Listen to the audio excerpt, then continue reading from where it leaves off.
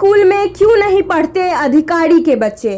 सरकार जितनी राशि शिक्षा पर खर्च करती है उस तुलना में शिक्षा व्यवस्था कमजोर है। कोरोना के बाद तो शिक्षा व्यवस्था बिल्कुल चरमरा गई है।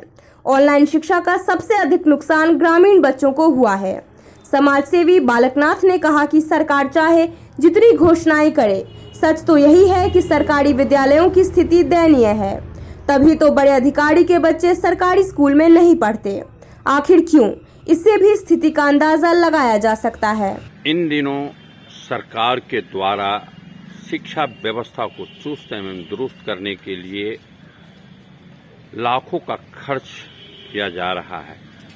इसके बावजूद भी कई जगहों पर काफी खामियां दिख रही है। मैं अभी बात कर रहा हूं इन संबंध में समाज सेवी बालकनाथ सहनी जी से। वर्तमान में जो शिक्षा की स्थिति है वो बद से बदतर स्थिति हो गई है। शिक्षा मूल बिंदु है।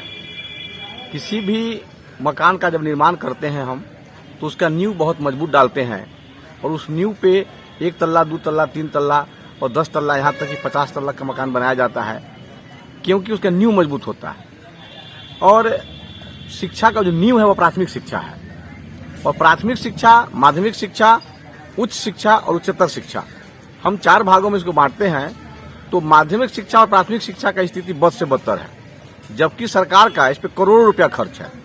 आए दिनों आप अखबार के माध्यम से भी, टीवी चैनल के माध्यम से भी, सभी जितने भी सांसद हैं, विधायक हैं, मंत्री हैं या पदाधिकारी गण हैं, सभी लोगों का मानना है कि शिक्षा के बिना विकास संभव नहीं है। जब सभी लोग इस बात को कहते हैं कि शिक्षा के बिना विकास संभव नहीं है, तो फिर सरकार का ध्यान शिक्षा की ओर क्यों नहीं है? शिक्षा के प्रति समाज को जागरूक क्यों नहीं किया जाता? आज एक कोरोना महामारी आया, पूर्व में हैजा की बीमारी आई थी, पोलियो आया, सरकार ने इस ओर ध्यान दिया, बीमारी पे ध्यान दिया, लेकिन कैंसर से भी घातक बीमारी है गरीबी, जिसकी वजह से बच्चे शिक्षित नहीं हो पा रहे हैं। फिर सरकार का ध्यान इस ओर क्यों नहीं? क्या कारण है? मैं आपके इस मीडिया के माध्यम से मैं पूछना चाहता हूं बिहार के मुख्यमंत्री से कि शिक्षा पे ध्यान क्यों नहीं दिया जाता? क्या कारण है कि शिक्षा की ओर लोगों को जागरूक नहीं किया जाता? तो मैं देहात से आता हूं, मैंने यह अनुभव किया है कि सरकार नहीं चाहती गरीबों के बच्चों को गुणवत्तापूर्ण शिक्षा मिले, क्योंकि जब से कुछ लोग शिक्षित हुए हैं, अपना हक और अधिकार सरकार से खोजने लगे हैं। तमाम लेटेस्ट खबरों को सबसे पहले देखने के लिए सब्सक्राइब करें डिजिटल न्यूज़ 20।